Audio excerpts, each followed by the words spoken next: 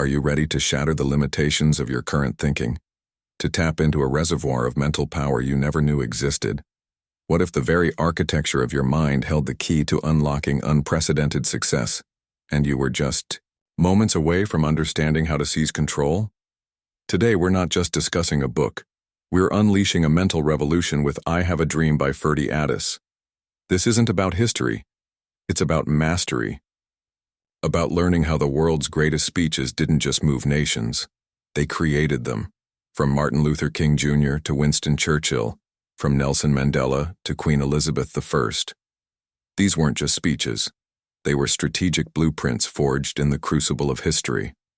And if you learn how to read between the lines, you'll discover weapons of influence, tools of leadership, and the raw language of transformation.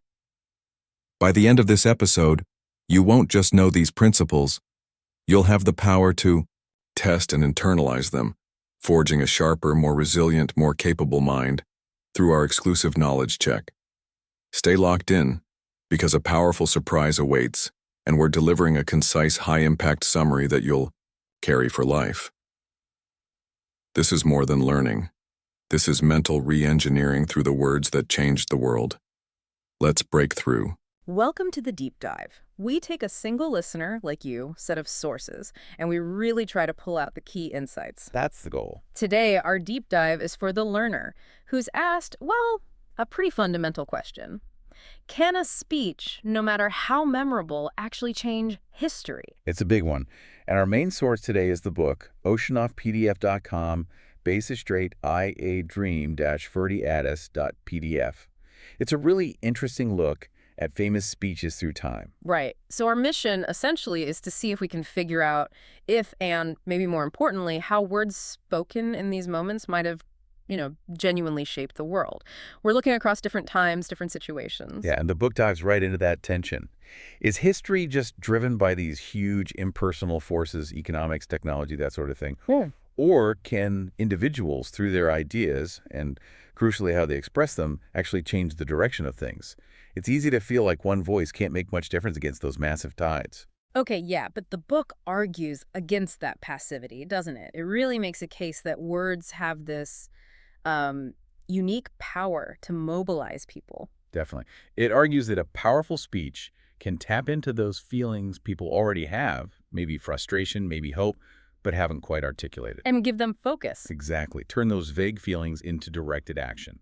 Think about John Ball during the Peasants' Revolt, really voicing that widespread anger. Or, on the flip side, you have someone like Hitler manipulating existing fears and resentments in a truly terrifying way. Precisely. And it's not always about immediate marching orders either. The book highlights how speeches can just fundamentally shift the mood, the atmosphere of a whole population. Right, like Emmeline Pankhurst injecting that fierce determination into the suffrage movement. That changed how people saw the struggle. Or Roosevelt after Pearl Harbor. A date which will live in infamy. That wasn't just information, it was a rallying cry, forging national unity. So, to really get under the hood of this, the book takes us way back. Ancient Greece, the birthplace of rhetoric, basically. Yeah, and it makes a neat point. The way their society was set up, kind of fragmented, with citizen juries deciding things. Well, that put a real emphasis on being persuasive. Speaking well wasn't just a skill, it was essential. You see the early forms of it, even in Homer, right? Achilles' outburst in the Iliad, maybe not formal rhetoric, but powerful, personal, emotionally charged language shaping the moment. Absolutely. It's raw, but it shows that core principle. Then you get to someone like Pericles in his funeral oration. A cornerstone of Athenian democracy. He was such a central figure. And this speech, remembering the war dead, it does so much more than just mourn. It really does. It links their sacrifice directly to the ideals of Athens, to freedom, to happiness. That phrase, the unwritten memorial in the hearts of men, it's about legacy beyond monuments. It elevates the specific loss into something universal. That seems key. It is, transcending the immediate context. And then you have Demosthenes with his Philippics warning Athens about Philip of Macedon. Talk about dedication. The stories about him practicing with pebbles in his mouth. Right, shows the commitment needed. And even though Athens, well, ultimately didn't heed his warnings effectively enough. They fell, yeah. Those speeches, the Philippics, they became legendary, models for political oratory for centuries. That line, "We surely must fight the battle of liberty," still rings out. It's about the power of a warning, even if ignored in the short term. It shows how rhetoric was developing using urgency, maybe even fear, to motivate. And you see echoes later in Rome. Cicero's 13th Philippic against Mark Antony during the Republic's decline.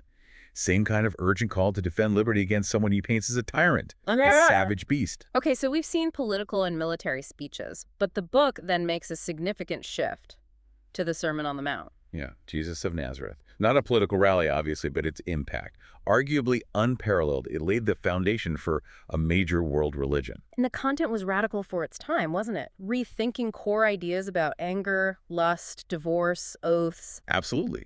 These weren't small tweaks. They challenged fundamental social and religious norms. And the language itself, simple, direct, yet profound, accessible. The long-term impact is just mind-boggling. Christianity spreads despite persecution, becomes the Roman Empire's religion, shapes global history for millennia. It really shows how a message, starting small, can ripple outwards. It's a prime example. Then jump forward about 1,000 years, Pope Urban II at the Council of Clermont, 1096. The spark for the First Crusade. Right, this is where religion and politics really mix. You've got Western Europe sort of emerging from the Dark Ages, the Byzantine emperor asking for help. And Urban sees an opportunity. A chance to unite European powers, maybe boost papal authority, redirect some of that internal fighting outwards. How did he frame it in the speech? Very skillfully. He painted this vivid, horrible tale of alleged atrocities against Christians and holy sites in the East by this accursed race, a direct appeal to the race of Franks, descriptions of the Holy Land's richness, and crucially the promise of remission of sins for those who took up the cause. A powerful mix. Extremely. And the consequences were immense. The Crusades themselves, the capture of Jerusalem, but also unexpected things, like the cultural exchange that brought concepts like zero and algebra back to Europe. Speeches setting off chains of events nobody could fully predict.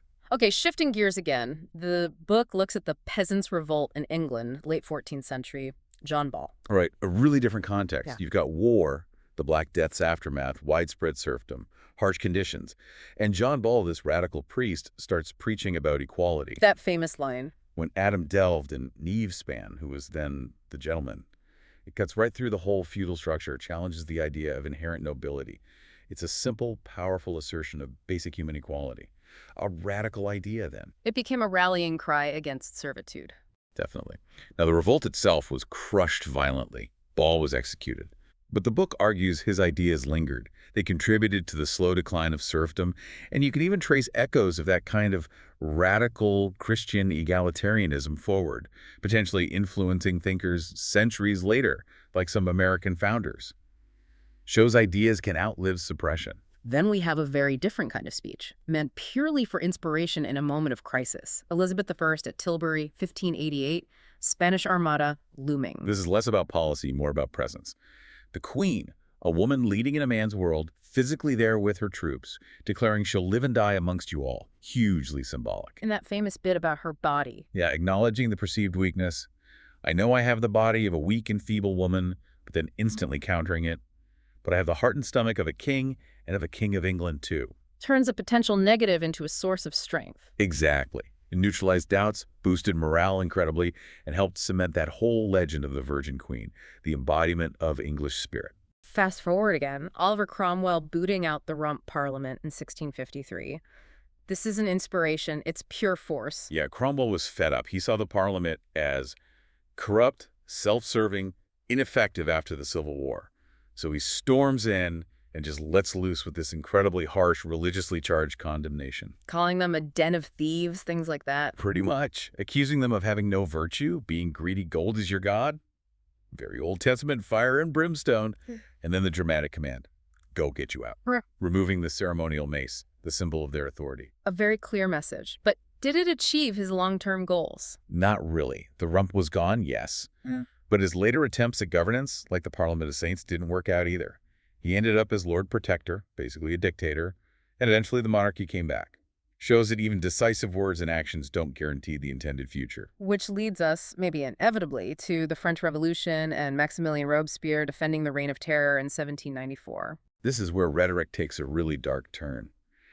Robespierre is arguing that terror isn't just necessary, it's virtuous in a revolution. How did he justify that? He basically says, look, in peacetime, government runs on virtue. But in a revolution, You need both virtue and terror. He defines terror as justice, prompt, severe, inflexible, calls it liberty's despotism against tyranny. Chilling. Using the language of justice to justify mass violence. Precisely. It's a terrifying example of how ideology can warp language.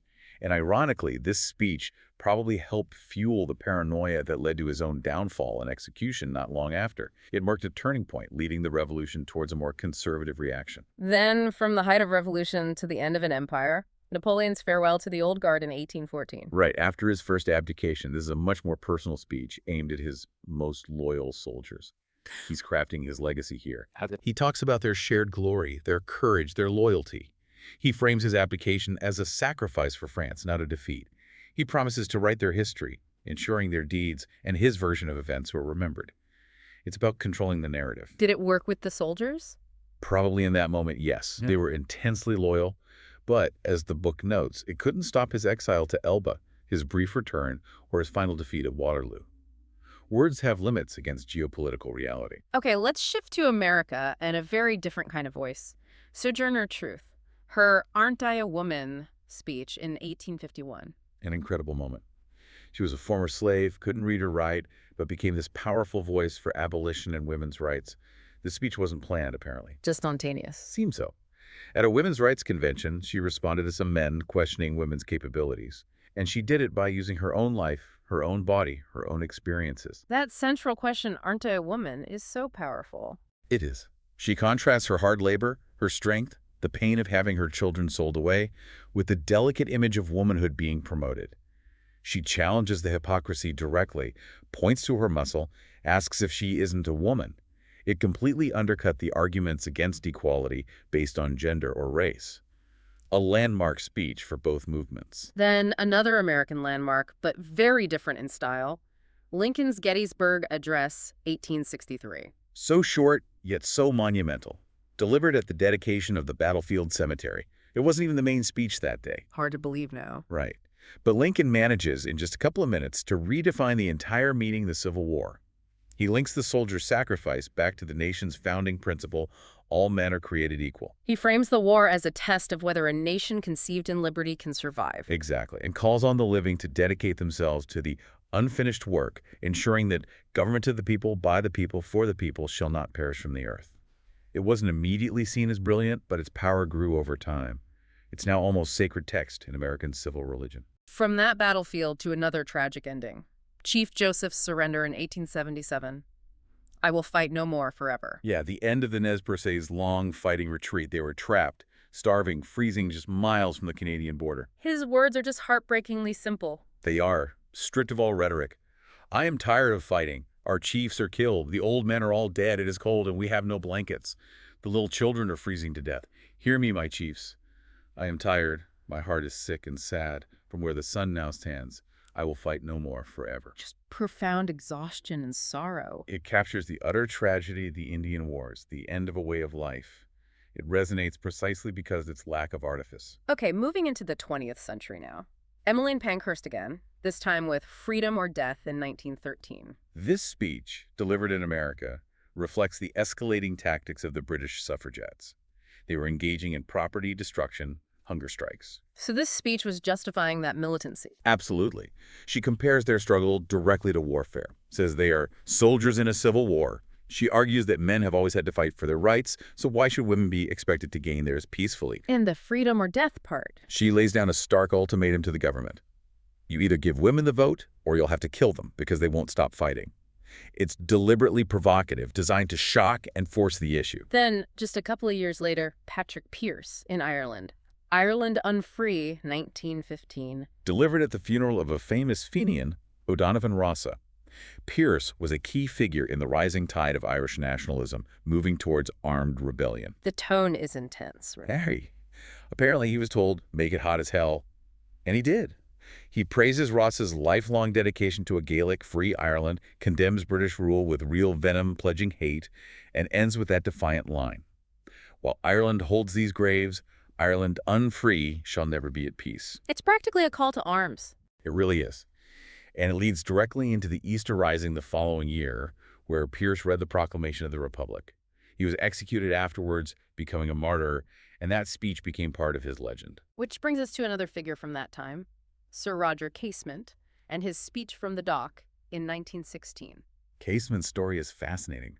He'd been a distinguished British diplomat, knighted for exposing human rights abuses in the Congo and Peru, but he was also a passionate Irish nationalist. He tried to get German help for the Rising. He did, but then tried to stop it when he realized the support wasn't sufficient. He was captured returning to Ireland. His speech from the dock during his treason trial in London is a powerful assertion of nationalist principle. What was his main argument? That he shouldn't be tried under an ancient English law for treason because his loyalty was to Ireland, not England. He argued the court was foreign, not a jury of his peers. He insisted he should be tried in Ireland. He said he was being tried for loving his country, essentially.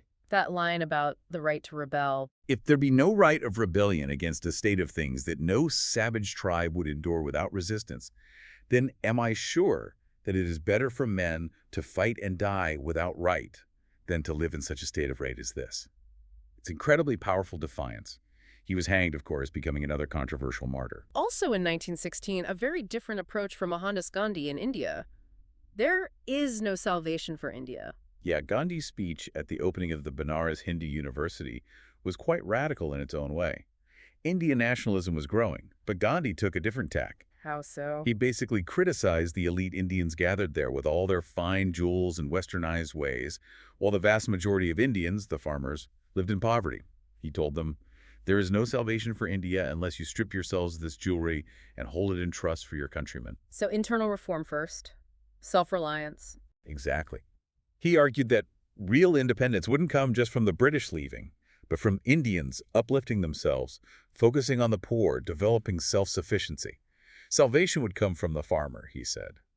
It set a different tone for the independence movement he would eventually lead. Okay, now we have to point to a much darker chapter. Adolf Hitler, 1939, justifying the invasion of Poland. Yeah, this speech to the Reichstag is a masterclass in propaganda and deception.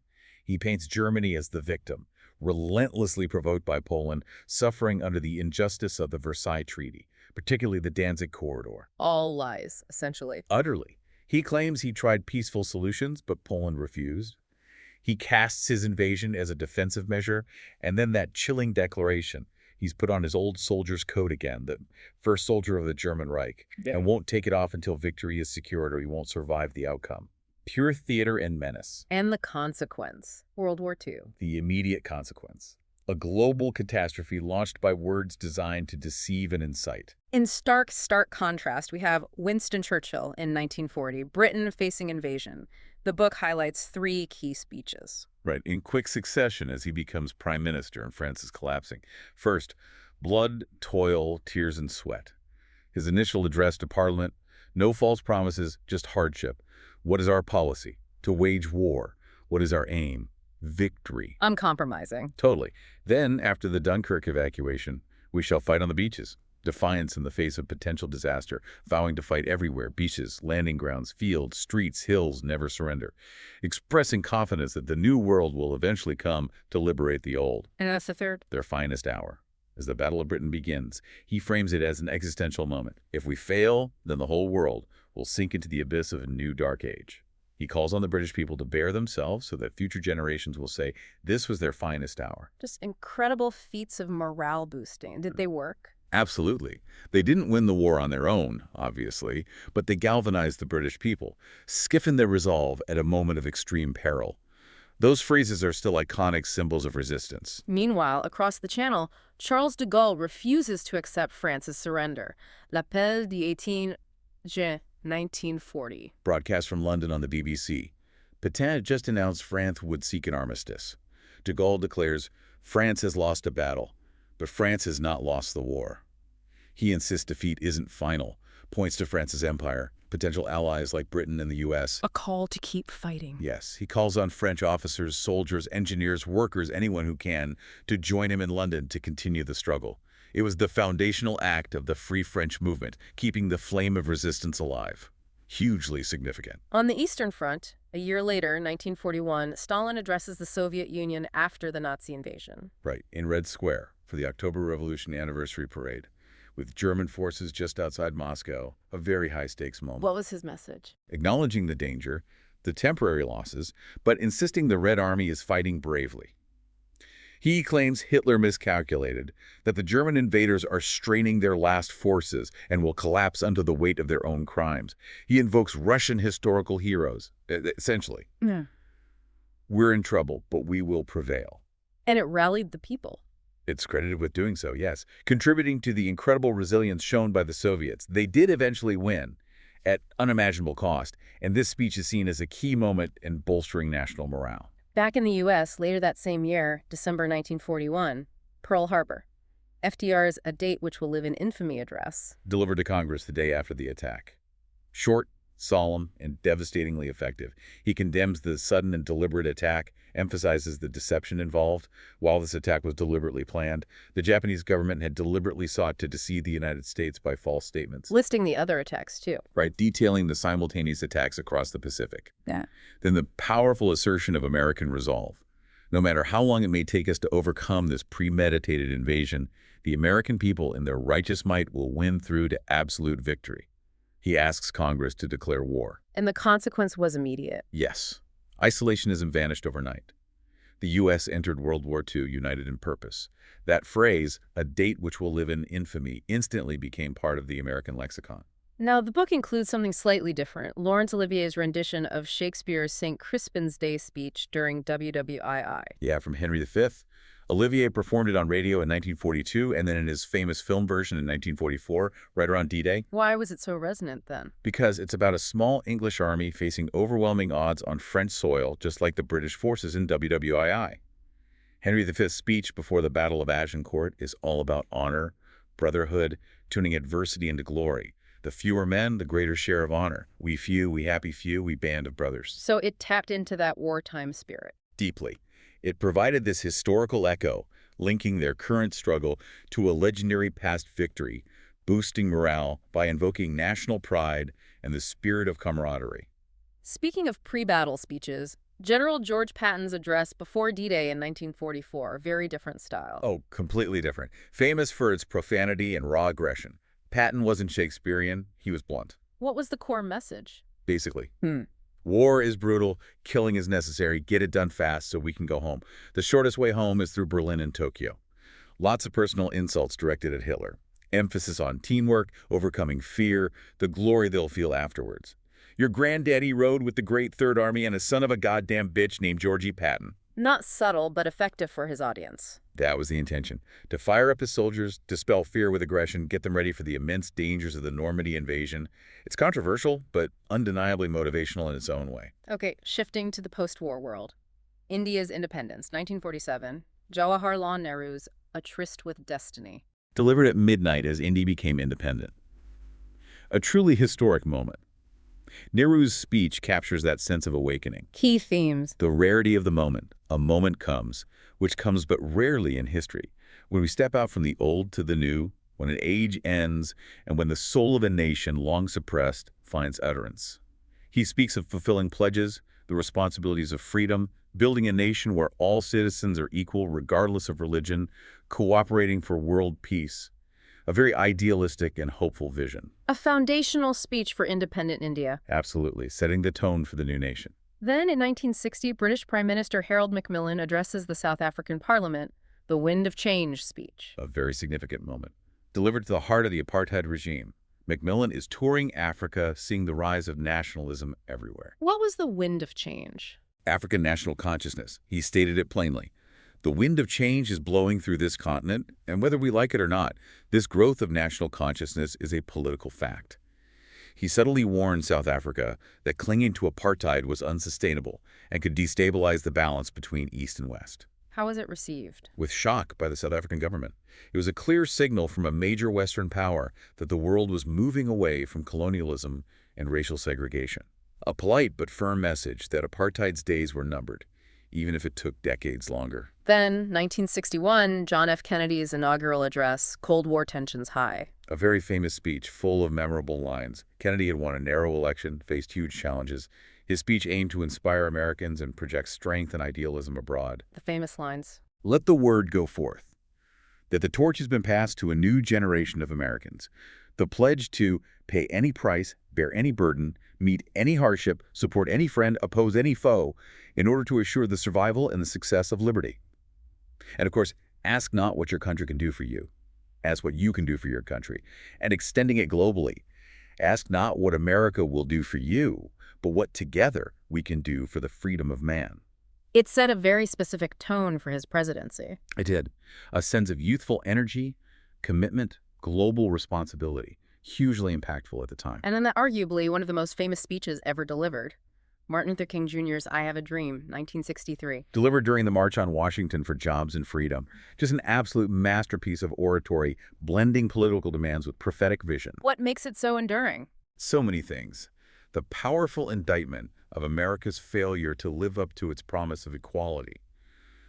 The promissory note that came back marked insufficient funds.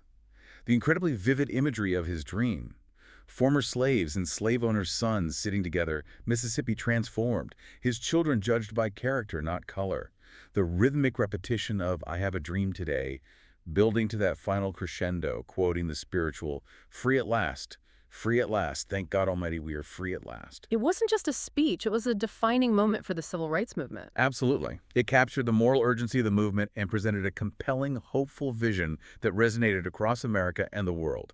Its impact is undeniable. Offering a different perspective within the movement, we have Malcolm X's The Ballot or the Bullet in 1964. Right. Malcolm X had broken with the Nation of Islam and was developing his own political philosophy.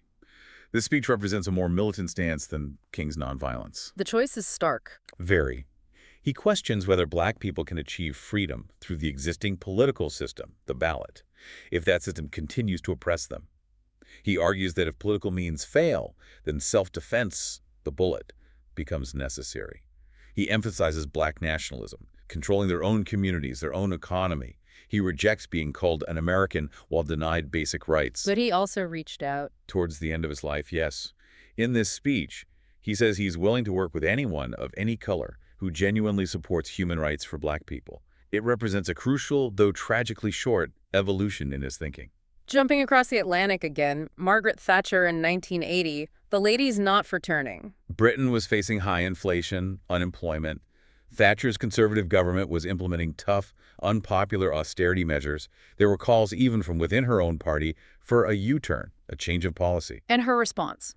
Delivered at the Conservative Party conference. Absolute defiance. She ridiculed her critics, defended her policies as necessary, and delivered that killer line. To those waiting with bated breath for that favorite media catchphrase, the U-turn, I have only one thing to say. U-turn if you want to. The lady's not for turning. It cemented her image, didn't it? Completely, as the Iron Lady. Resolute, determined, unwilling to compromise on her core beliefs, for better or worse depending on your view. A very effective piece of political theater. Then, 1987, Ronald Reagan in Berlin. Tear down this wall. Standing near the Brandenburg Gate, with the Berlin Wall as a backdrop. A hugely symbolic location. Reagan directly addresses the people of East Berlin, contrasts the repression there with the freedom and prosperity of the West. And a challenge to Gorbachev. It was direct and powerful. General Secretary Gorbachev, if you seek peace, if you seek prosperity for the Soviet Union and Eastern Europe, if you seek liberalization, come here to this gate. Mr. Gorbachev, open this gate. Mr. Gorbachev, tear down this wall. Did it have an immediate effect? Not literally, no. The wall didn't come down the next day. But it was a hugely significant moment, capturing the moral pressure on the Soviet system. It became an iconic phrase symbolizing the end of the Cold War, which followed just a couple of years later. From the fall of one wall to the dismantling of another. Nelson Mandela's inaugural address in 1994, ending apartheid in South Africa. An extraordinary moment. Mandela, imprisoned for 27 years, now president. His speech is all about reconciliation and hope. Key themes. Celebrating the birth of a new South Africa, a rainbow nation, healing the wounds of the past. He emphasizes dignity and justice for all South Africans, black and white. He pays tribute to the heroes who fought against apartheid. And that incredibly moving conclusion. Let there be justice for all. Let there be peace for all. Never, never, and never again shall it be that this beautiful land will again experience the oppression of one by another. Let freedom reign. God bless Africa. Just immense historical weight in those words. Truly. Setting a vision for a unified future after decades of brutal division. Now, the book includes speeches from more recent and often darker times. Osama bin Laden's 2001 declaration of war. Yeah, this message, often associated with the period after the 9/11 attacks, lays out his justifications. He frames it as a response to decades of perceived humiliation of the Muslim world, citing U.S. support for Israel, sanctions on Iraq, presence of U.S. troops in Saudi Arabia, Dividing the world. starkly, into two regions, one of faith and another of infidelity. He vows that Americans won't know security until Palestinians do and infidel armies leave Muslim lands.